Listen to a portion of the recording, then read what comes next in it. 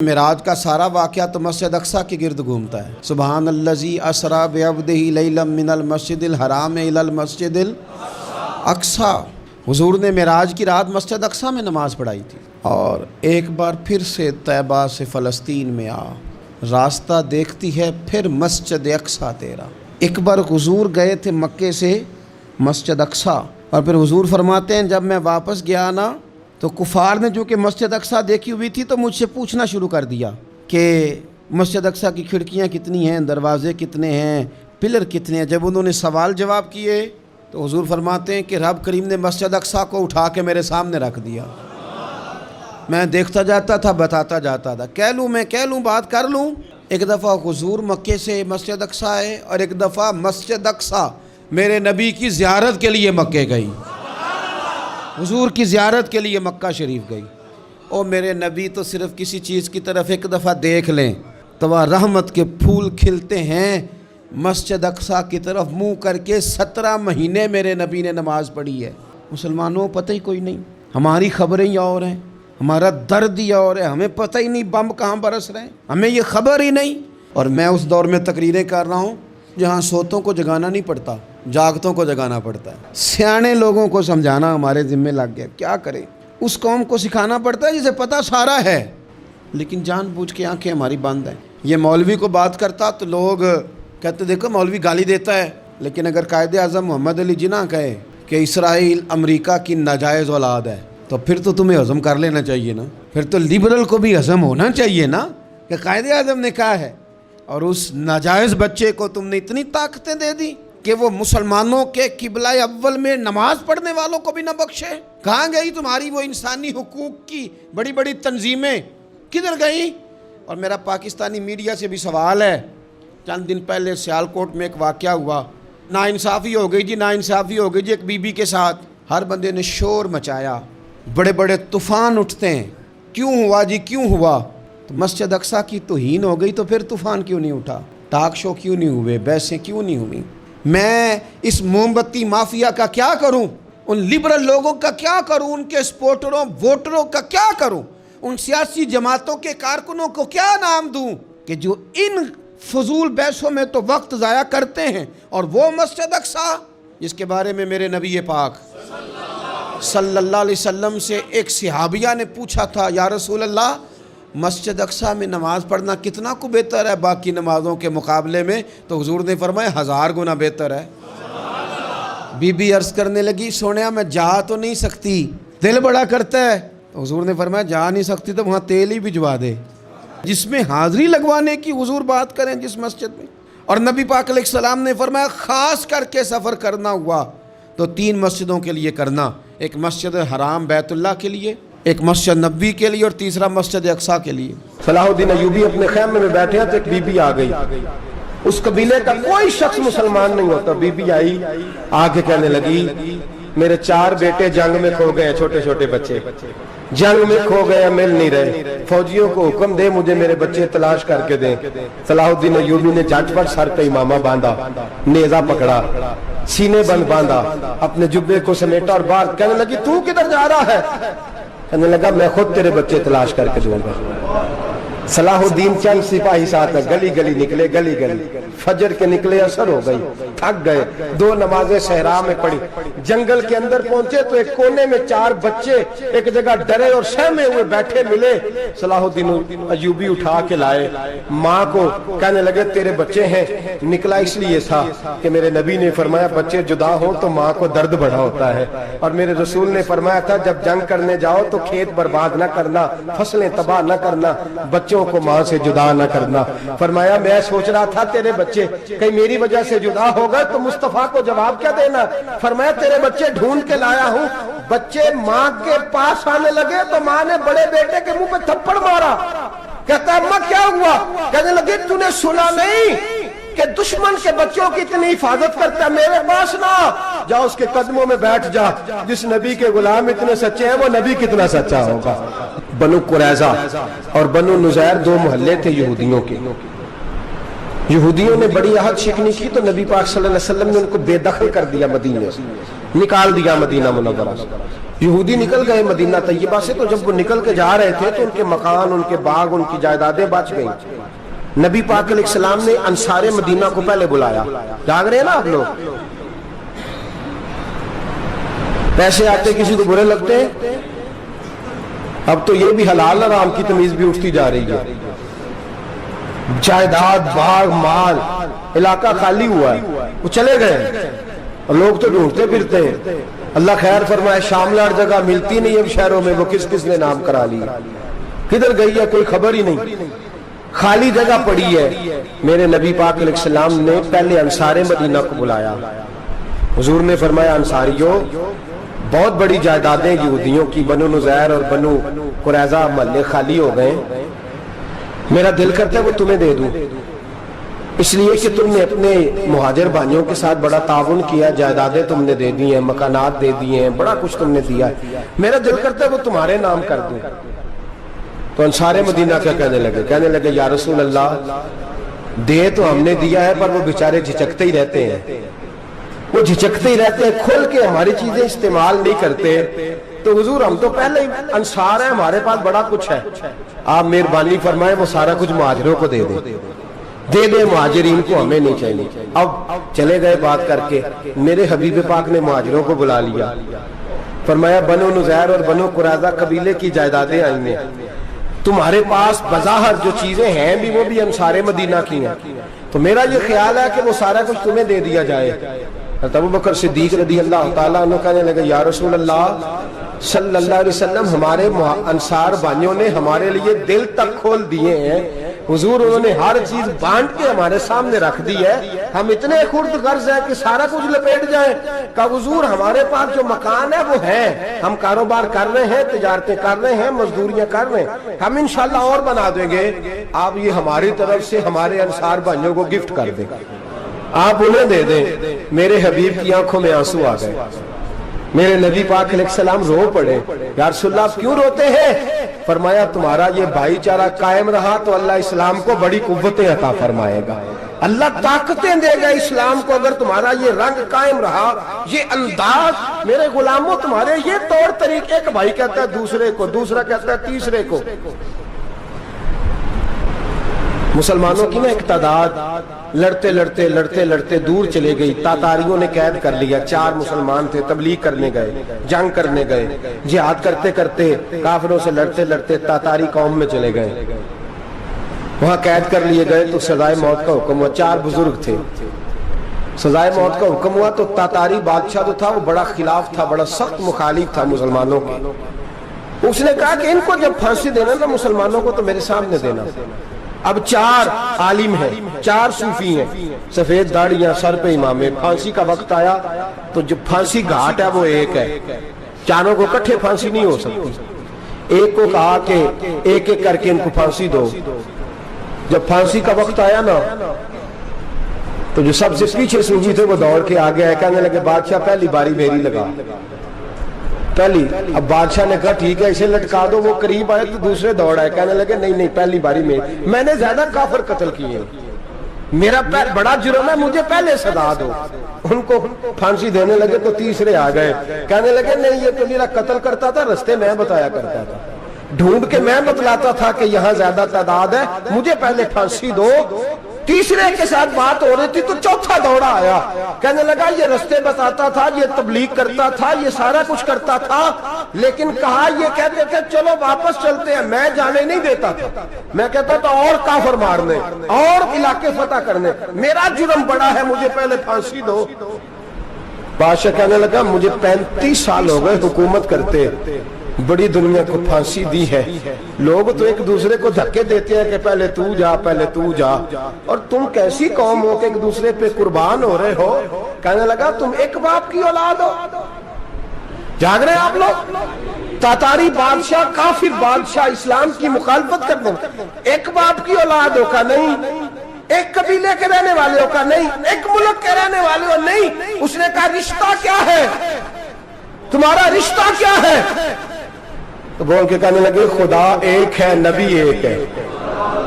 خدا ایک ہے اور نبی منفرد ایک ہے، اس قوم کی نقصان بھی ایک، ایک ہی سب کا نبی، اللہ بھی قرآن بھی ایک، کیا ہی اچھا تھا ہوتے اگر مسلمان بھی ایک، یوں تو سید بھی ہو، مرزا بھی ہو، افغان بھی ہو، تم سبھی کچھ ہو، بتاؤ کہ مسلمان بھی ہو۔ فرمایا ہمارا اللہ ایک ہے، نبی ایک ہے، تو کہا پھر ایک دوسرے پہ جان کیوں دیتے ہو؟ فرمایا ہمارے نبی نے ہمیں بھائی بھائی بنا دیا ہے، بھائی کا دل نہیں کرتا اس کی آنکھوں کے سامنے بھائی چلا جائے، ہمارا دل نہیں کرتا پہلے مجھے دے، پہلے مجھے دے۔ بادشاہ کہنے لگا تمہارا جذبہ مجھے متاثر کر گیا، جاؤ میں تم چاروں کو آزاد کرتا ہوں، تمہیں آزاد کرتا ہوں۔ میرے دوستو یہ رنگ تھا، دیکھیں نا، یہ اس دھرتی نے نظام دیکھا ہے نا، اس فلک نے پہلی بار دیکھا، اس زمین نے پہلی بار، اور میرے حضرت صاحب فرمایا کرتے تھے زمین تڑپ کے روئی، اس نے پہلی دفعہ دیکھا۔ احد کا میدان ہے، 3 صحابہ تپتی ہوئی زمین پہ زخموں سے چور چور پڑے ہیں۔ حضرت انس بن نضر رضی اللہ تعالیٰ عنہ پانی کا پیالہ لے کے پہنچے، ایک زخمی سے کہا تجھے پانی پلانا ہے، تو کہنے لگا میرے زخم تھوڑے ہیں، وہ جو ساتھ پڑا ہے اس کے زخم گہرے ہیں، پہلے اسے پانی پلا دے، جا اسے دے دے۔ اس کے پاس پہنچے تو وہ کہنے لگا وہ مجھ سے پہلے گرا تھا، اس کا زخم زیادہ گہرا ہے، اسے پانی پلا۔ تیسرے کے پاس گئے تو کہنے لگا چوتھا تڑپ زیادہ رہا ہے، اس کی عمر زیادہ ہے، میں تو جوان ہوں برداشت کر لوں، بڑھاپے کی وجہ سے نڈھال ہو گیا، پہلے اسے پانی پلا۔ چوتھا کہنے لگا 5ویں کے پاس جا، 5واں کہنے لگا 6 کے پاس جا۔ حضرت انس بن نضر کہتے میں رو پڑا، میں نے کہا محمد کے غلاموں، رسول نے تمہیں کیسا جذبہ دے دیا ہے، زبانیں پیاس سے باہر ہے لیکن تمہاری اخوت مرتے دم تک قائم ہے۔ کہتے میں 7ویں کے پاس گیا تو کہنے لگا اگر 6 قربانی دے سکتے ہیں تو مجھے خود غرض نہ سمجھ، میں نے نہیں پانی پینا، جا پہلے کے پاس لے جا۔ کہتے میں پہلے کے پاس آیا تو روح پرواز کر گئی، دوسرے کے پاس آیا تو روح پرواز کر گئی، میں 7ویں تک آیا تو انتقال کر گئے۔ کہتے ہیں پانی کا پیالہ میں نے اٹھایا اور میں نے زمین پہ رکھا تو میں نے کہا پانی گوا رہنا، محمد کے غلام مر تو جاتے ہیں پر ایک دوسرے کا خیال بڑا رکھا کرتے ہیں، گوا رہنا یہ مر جایا کرتے لیکن ایک دوسرے کا درد۔ میرے دوستو لٹا ہوا برما، روتے ہوئے مسلمان، سسکیاں اور آہیں لیتی ہوئی مائیں پوچھتی ہیں اے خاصا اے خاصان رسول، وقت دعا ہے، امت پہ تیری آ کے عجب وقت پڑا ہے، وہ دین جو بڑی شان سے نکلا تھا وطن سے، پردیس میں وہ دین آج غریب الغربا ہے، فریاد ہے اے کشتی امت کے نگہباں، بیڑا یہ تباہی کے قریب آن لگا ہے۔ اور کیا خوبصورت جملے کہے تھے کہ نبی پاک صلی اللہ علیہ وسلم نے، حضور نے فرمایا تھا میرا مومن ایک جان کی طرح ہوتا ہے، ایک جان کی طرح ہوتا ہے، ایک کو تکلیف ہو جسم کے ایک حصے کو سارا حصہ پریشان ہوتا ہے، فرمایا یہ ایک مکان کی طرح ہے، ایک اینٹ دوسری اینٹ کو مضبوط کرتی ہے، فرمایا یہ مضبوط لوگ ہیں، یہ مضبوط لوگ۔ حضرت عمر فاروق کا زمانہ ہے، ایک آدمی نے سیری بھیج دی ایک گھر میں بطور تحفہ، قحط کا زمانہ تھا، گوشت ملتا نہیں تھا، جانور، ایک آدمی نے سیری بھیج دی ایک آدمی کے گھر میں۔ اس نے کیا کیا؟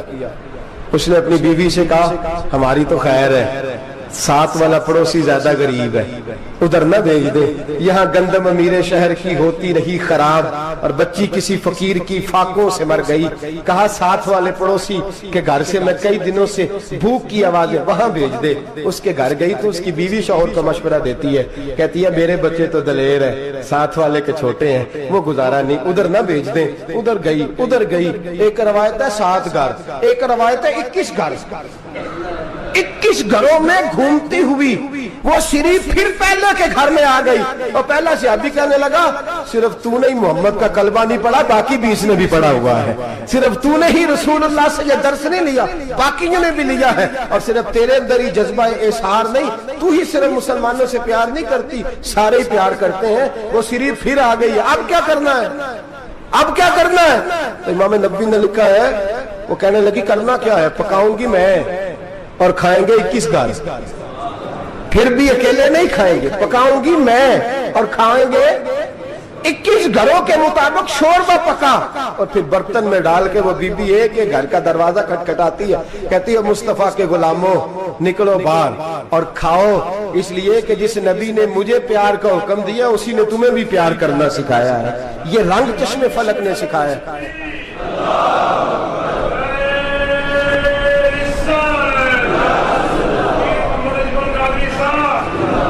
آپ کی بڑی مہربانی, زندہ باد وہی ہے جس کو اللہ رسول زندہ باد فرمائے, بڑی مہربانی, اللہ جزا دے. عرض یہ کرنے جا رہا تھا کہ رسول کریم صلی اللہ علیہ وسلم نے پیغام دیا امت کو, فرمایا کہ دیکھیں نا کتنے بڑے لفظ ہیں. یہ نہیں فرمایا دوزخ میں جائے گا, یہ نہیں فرمایا کہ اسے جہنم کی سزا ملے گی. میرے نبی نے فرمایا میں اسے مومن مانتا ہی نہیں, میں اسے مسلمان اپنا مانتا ہی نہیں. حضور کسے؟ فرمایا جو پیٹ بھر کے کھاتا ہے اور اس کا ہمسایہ بھوکا سو جاتا ہے. میں مومن ہی نہیں مانتا. سزا تو تب ملے گی نا کہ جب میں کسی سزا کا اعلان کروں. میں مانتا ہی نہیں, وہ میرا ہے ہی نہیں, خود پیٹ بھر کے کھا رہا ہے, ہمسایہ اس کا بھوکا. میں نہیں مانتا انما المؤمنون اخوہ, مومن بھائی بھائی, میں مانتا ہی نہیں اسے. اور میرے حبیب پاک اتنے بڑے لفظ حدیث میں اور کہیں نہیں ملیں گے آپ کو, اتنے بڑے جملے کہیں نہیں ملیں گے. میرے نبی پاک نے فرمایا اللہ کہے گا قیامت کے دن, کون؟ اتنے بڑے لفظ حدیثوں میں ملتے نہیں جتنے یہ ہیں. حضور نے فرمایا رب فرمائے گا بندے سے کہ میں تیرے پڑوس میں بھوکا تھا, تو نے مجھے روٹی کیوں نہیں کھلائی؟ کون کہہ رہا ہے؟ اللہ کہہ, میں بھوکا تھا تو نے روٹی نہیں دی, میں ننگا تھا تو نے کپڑا نہیں دیا, میں پیاسا تھا تو نے پانی نہیں پلایا, میں بیمار تھا تو تیمارداری. یا اللہ نہ تو کھاتا ہے, نہ پیتا ہے, نہ کپڑا پہنتا ہے, نہ تو بیمار ہوتا ہے. لا تاخذہ سنۃ ولا نوم, تجھے بیماری آتی نہیں, اونگ نیند نہیں آتی. میرے مالک تو میرے پڑوس میں تھا. تو حضور فرماتے ہیں رب فرمائے گا وہ جو بندہ تیرے پڑوس میں بھوکا تھا تو بندہ تو میرا ہی تھا نا, وہ جو بندہ تیرے پڑوس میں ننگا تھا تو بندہ تو میرا ہی تھا نا, وہ جو تیرے پڑوس میں پیاسا تڑپتا رہا تو وہ میرا ہی بندہ تھا. تو دوائی لینے جائے تو بڑے اسپتال میں اور اس بیچارے کو 20 روپے پرچی کے بھی میسر نہ آئے تو میرا ہی بندہ تھا. میرے دوست خیال کر اور یاد رکھ, یہ جو ہمسائے ممالک میں ظلم ہوتے ہیں, زیادتیاں ہوتی ہیں. ہمارے گھر کا پنکھا اچھا چلتا ہے, ہم جلوس اس وقت نکالتے ہیں جب ہماری لائٹ بند ہوتی ہے, ہم جلوس اس وقت نکالتے ہیں جب ہمارا ایسا جو ہمیں تنگ کرتا ہے, ہم اس وقت درد محسوس کرتے ہیں جب ہمارے گھر تک آگ آ جاتی ہے. یہ جو باہر آگ جل رہی ہے یہ تیرے گھر بھی آ سکتی ہے, یہ جو باہر فساد ہو رہا ہے یہ تیرے دروازے تک آ سکتا ہے. میرے رسول پاک نے ایک جان, مسلمان کو ایک جان قرار دیا. مجھے بتائیے انگلی کو کٹ لگ جائے, مسلمان ایک جان ہے نا, انگلی کو لگ جائے کٹ, دماغ کہتا ہے میں نے نہیں سوچنا اس کے بارے میں نے اس کے درد کو محسوس ہی نہیں کرنا, انگلی کی درد ہے, انگلی جانے اس کا کام جانے. ایسے ہی ہوتا ہے نا. بولے پیروں سے کہتے ہیں, انگلی کہتی ہے چل ڈاکٹر کے پاس, پیر کہتے ہیں نہیں میں نے نہیں جانا, انگلی کا کام ہے انگلی جائے. ایسے ہی ہے نا. دل سے کہتے ہیں تو تڑپ تھوڑا سا, انگلی کو درد ہے, کہتے میں کو تڑپوں, انگلی کا ماما, انگلی جانے اس کا کام جانے. ٹیلی فون کرنا ہے, ڈاکٹر صاحب کا پتہ کرنا ہے, تو کان کہتے ہیں میں نے نہیں بات سننی ڈاکٹر صاحب کی, زبان کہتی ہے میں نے نہیں بولنا, انگلی جانے. ایسا ہوتا ہے. پیر احتجاج کرتے کہ میں نے ڈاکٹر کے پاس, میں کچھ چکر کھاتا پھروں ڈاکٹر کی دکان کی, انگلی کو درد ہے انگلی جانے. ایسا ہوتا ہے بھئی. میرے رسول پاک نے فرمایا مسلمان ایک جان ہے. تو درد برما کے مسلمانوں کو ہو رہا ہے تو پاکستانی کہہ رہے ہیں کوئی بات نہیں, وہ جانے, ان کا کام جانے. ایک جان ہے نا, درد ہونا چاہیے, تکلیف ہونا چاہیے. پھٹے پہ باتیں ہوتی ہیں اس موضوع پہ, اسمبلی پہ گفتگو ہوئی ہے اس موضوع پہ, آپ کی صوبائی اسمبلیاں اس موضوع پہ بولی ہیں, آپ کے کونسل اس موضوع پہ بولے. ہم تو اپنی اپنی سیاستیں, اپنے اپنے تماشے, اپنے اپنے چکروں میں لگے ہوئے. وہ دریا کے اندر سسکتے مسلمان, بنگالی کہتے ہیں ہمارے نہیں, برمی کہتے ہیں ہمارے نہیں, پاکستانی کہتے ہیں ہمارے نہیں, ترکی کہتے ہیں. وہ کس کے ہیں؟ وہ کس کے ہیں؟ وہ اللہ کے بندے ہیں, محمد عربی کے غلام ہیں صلی اللہ علیہ وسلم. لیکن میرے دوستو کیا ہمیں کیا غرض ہے, وہ جانے ان کا کام جانے. یہ جب تیرے پیروں تک آگ آئے گی پھر تجھے پتا چلے گا یہ بڑی سخت آگ ہے. آج جس کافر نے برما پر عرصہ دراز تنگ کیا ہے, مسلمان تھوڑے تھوڑے مفاد لینے کی خاطر نا, بنو عباس اور بنو امیہ کی جنگ چل رہی تھی. بنو عباس جو تھے وہ غالب آ گئے, بنو امیہ جو تھے ان کی حکومت ختم ہو گئی. تو عیسائیوں نے بنو امیہ سے کہا کہ ہم تمہارے ساتھ تعاون کرتے ہیں, ہم تمہارے ساتھ تعاون کرتے ہیں اور بنو عباس پہ غلبہ پا کے تمہیں حکومت دلاتے ہیں. بنو امیہ بڑی جدوجہد کر رہے تھے بادشاہی کے لیے, لیکن انہوں نے کہا کہ ہم لڑ رہے ہیں, کوشش کر رہے ہیں, لیکن ہمیں کسی کافر کی مدد کی ضرورت نہیں. ہم جتنا مرضی لڑیں لیکن کافروں کے ہاتھوں بنو عباس کو مروانے کو ہم تیار نہیں ہیں. मैं खबरदार, तुम्हारा आपस का मामला है, हम खुद निमट लेंगे, तुम्हें इजाजत नहीं देते, तुम अंदर कूदो और कूद करके तुम फसादात पैदा करो और मुसलमानों के अंदर तकसीम करो। मेरे दोस्तों, मुसलमान को सोचना चाहिए, सोच बड़ी रखनी चाहिए। घर की जंग से निकल आ, अब बहू सास के झगड़े से बाहर आ जा, अब मल्ले की सियासत छोड़ के बाहर का सोच। अब इस्लाम को तेरी हाजत है। अब पूरी दुनिया जब मुसलमान को देखे ना, फेसबुक यूज होती है, उस पर नौजवान जब इस्लाम की बात करने लगेगा, उस पर जब बड़ा इस्लाम की बात करने लगेगा, पूरी दुनिया में पैगाम जाएगा कि मुसलमान अब जागने लगा है, मुस्लिम खाबीदा बेदार होने लगा है, अब इसकी आंखें खुलने लगी है, अब ये अपने मजहब की बात करता है, अब ये अपने मुल्क से, सूबे से, बरादरी से निकल कर बोलता है, अब ये कहता है कि बाजू तेरा तौहीद की कुव्वत से कभी है, इस्लाम तेरा देश है, तू मुस्तफवी है। अब ये बड़ी सोच रखता है, अब ये आलमी बात करता है। मेरे दोस्तों, हमारा तो हाल ये है, इमाम आज़म अबू हनीफा का फतवा है, आप फरमाते हैं जो मौलवी आलमी हालात से बाखबर ना हो, वो जुमे की तकरीर ना करे, वो मुसलमानों की रहनुमाई नहीं कर सकता। आलमी हालात से जो खबरदार ना हो, तो जिसको छुट्टी हो जाए, तूने खत्म नहीं पढ़ा, दौड़ जा मस्जिद से, तू खत्म नहीं पढ़ता, हमारे तुझे पता ही नहीं तू कहाँ रहता है, भाग जा। वो आलमी हालात पे बात करेगा, क्योंकि बेचारे को तो पता है मेरी सवेरे छुट्टी हो जानी है। सियासत का लफ्ज़ छेड़ा नहीं तो मैं गया नहीं। याद रखे, वो जो बेदारी है, वो जो आला ज़र्फ़ी है, वो जो बड़ी सोच है, वो जो मिल्लत की सोच, वो जो कौमियत की सोच है, वो जो आगे बढ़ने का ज़ाविया है, वो तो अंदर, इकबाल कहता है गला तो घूंट दिया अहले मदरसा ने तेरा, गला तो घूंट दिया अहले मदरसा ने तेरा, तुझे तो मदरसे वालों ने प्लेट पकड़ा दिया कि जा सवेरे लंगर इकट्ठा करके ला और दोपहर को रोटियां मांग के ला और देख आज मरा कौन है, खत्म किसका पढ़ना है, तो गला तो घूंट दिया अहले मदरसा ने तेरा, अब कहां से आएगी सदा ला इलाहा इल्लल्लाह, तो घूंट दिया तेरा गला, तू कैसे बड़ी बात करेगा। बड़ी बात के लिए बड़ी सोच चाहिए, बड़ी तगोदो चाहिए, बड़ी कोशिश चाहिए, बड़ा हौसला चाहिए। मुसलमान छोटी छोटी लड़ाई में, छोटी छोटी जंग में, एक दुकानदार दूसरे दुकानदार से लड़ रहा है, गली वाला दूसरी गली वाली से लड़ रहा है, मोहल्ले वाला मोहल्लों पे एतराज, एक शहर में रहने वाले मैंने दूसरे मोहल्ले पे एतराज करते देखे। यकीन करें, एक शहर में रहने वाले, इलाके में बसने वाले कहते हो भाई तौबा है, इस मोहल्ले तो अल्लाह ही बचाए, ला हौला वला कुव्वत। वो जो तकसीम दर तकसीम की सोच है, उसने छोटे छोटे टुकड़ों में मुसलमानों को बांट दिया है। छोटी छोटी तकसीम है, छोटा छोटा हमारा मिजाज है, छोटी सोच है। बड़ी सोच की बात सुनिए, सलाहुद्दीन अय्यूबी, जाग रहे हैं ना आप लोग, तुस आखने हजरत साहब एडी वड्डी गल छेड़ छड़ी है, इसका मतलब ही कोई नहीं, किन्ने बर्मा जाना है तो किन्ने मदद करनी है।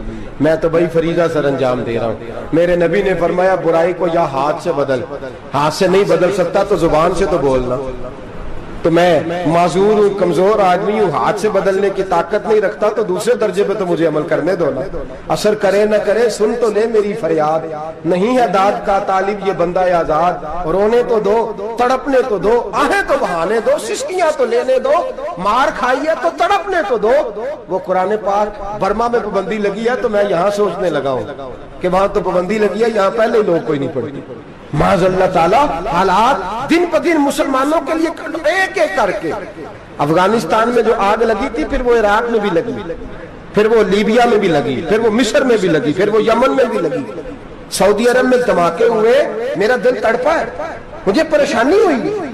मैं बच्चे पास थे, मैं बड़ा डिस्टर्ब हुआ, मैंने कहा यार ये हमारा सबका इजमाई अकीदत का मरकज है, हम कम से कम 1000 इख्तलाफ के बावजूद कहा करते थे कि अरब में अमन है यार, वहाँ सुकून है, वहाँ दुकानें खुली छोड़ के लोग चले जाते हैं, वहां भी फसाद होने लगा, वहां भी आग बढ़ गई है। लेकिन हम सिर्फ छोटी छोटी करके जब आग बुझाने की कोशिश करेंगे, उस वक्त आग नहीं बुझेगी। जब हर आदमी अपने प्याले में पानी लेके आएगा, हर शख्स अपने घर की नल चलाएगा, हर शख्स नलका चलाएगा और पानी निकाल के ये आग बुझाएगा, तब ये आग बुझेगी। हर आदमी को किरदार, सोच बड़ी करे, नजरिया बड़ा करे, मिल्लत की बात करे, मुसलमान होके सोचे, मुसलमान होके सोचे, खुदारा निकले ये घर के झगड़ों से, थोड़ी देर के लिए अपने आप को बड़ा करे, बड़ी सोच आप बनाएं। जब दोस्तियां लगाएं, यराने लगाएं, फिर छोटे मोटे हिसाब से बचें। बाबा बुल्ले शाह साहब फरमाते, कोरे वर्क किताब नहीं हुंदे, ਕੋਰੇ ਵਰਗ ਕਿਤਾਬ ਨਹੀਂ ਹੁੰਦੇ, ਪੱਥਰ ਦਿਲ ਗੁਲਾਬ ਨਹੀਂ ਹੁੰਦੇ।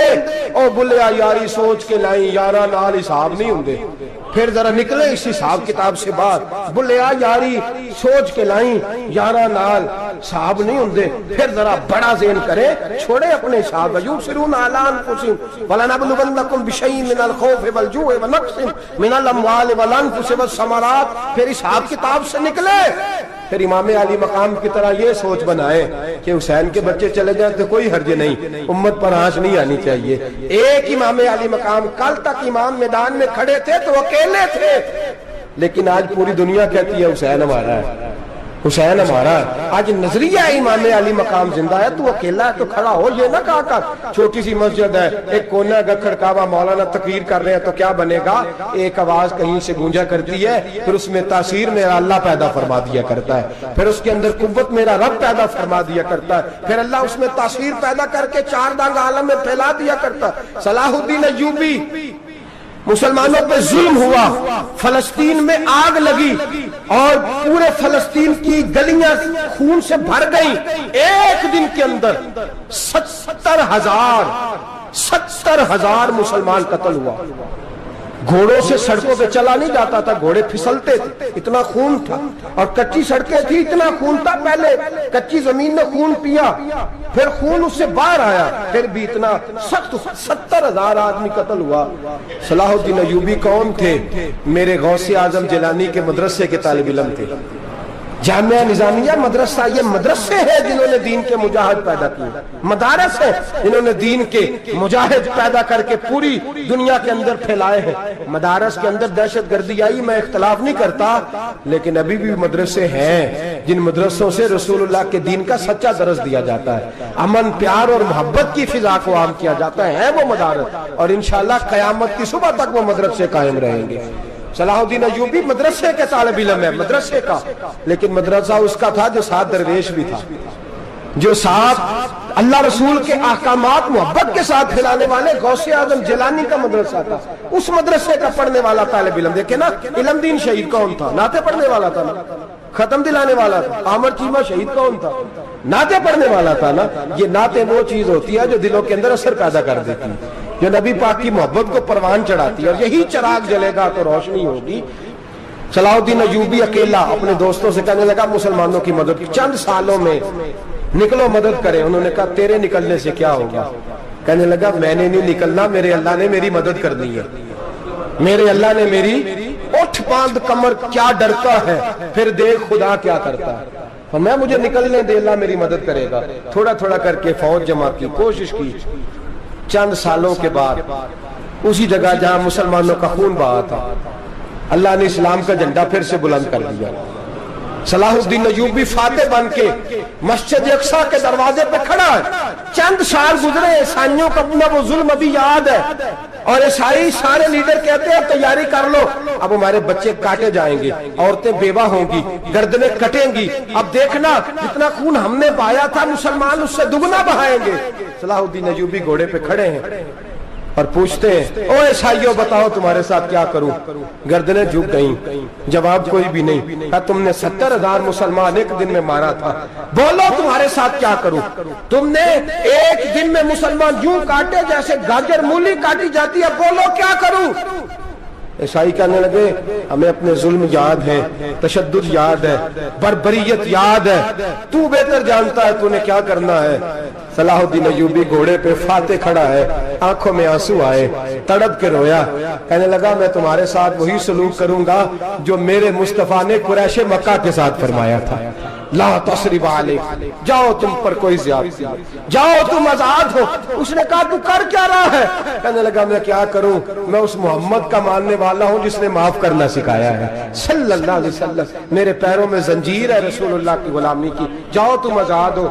اس نے کہا تم آزاد ہو، لوگوں نے کلمہ پڑھنا شروع کر دیا، اشہد ان لا الہ الا اللہ واشہد ان محمدن عبدہ۔ سارے قبیلے کے کچھ نہ کچھ لوگ مسلمان، ایک قبیلہ رہ گیا مسلمان نہیں ہوتا۔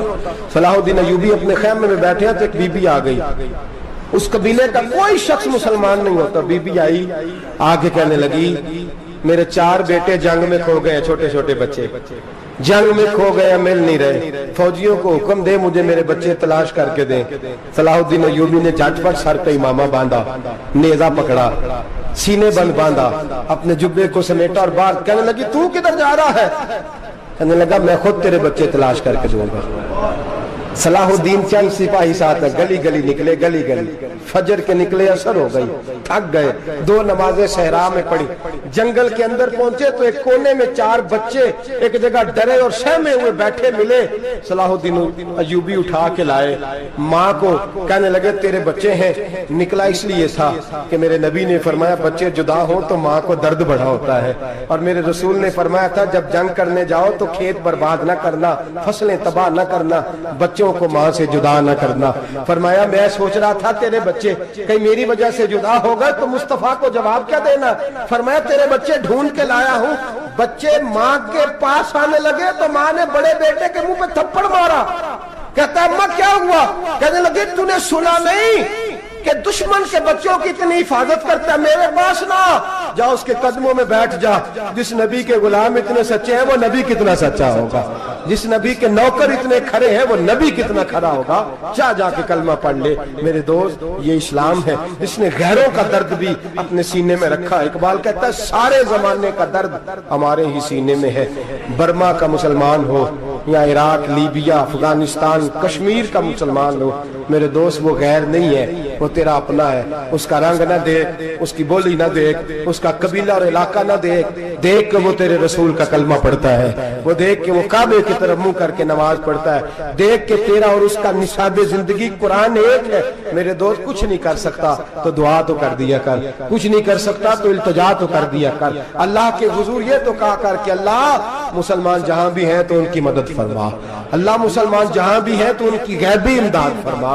ये दुआ तो मेरे दोस्तों जरूर किया करो। सोच बड़ी करें, जब भी आप बोलें, जब भी आप लिखें, जब भी किसी से बात करें तो बहसियत मुसलमान के बात करें, बहसियत एक नबी पाक के गुलाम के बात करें। अपनी जिंदगी इस अंदाज में तरतीब दें कि पहले आप मुसलमान हैं, उसके बाद आप कुछ और हैं। पहले इस्लाम की बात करें, बड़ी बात करें, बड़े हौसले की बात करें, फिर इस्लाम को कुव्वत मिलेगी, फिर बेदारी उम्मत को नसीब होगी। अल्लाह करीम बर्मा के मुसलमानों को अपनी रहमत की ठंडी छांव नसीब फरमाए, हमेशा मिदहत खैरुल अनाम में गुजरे।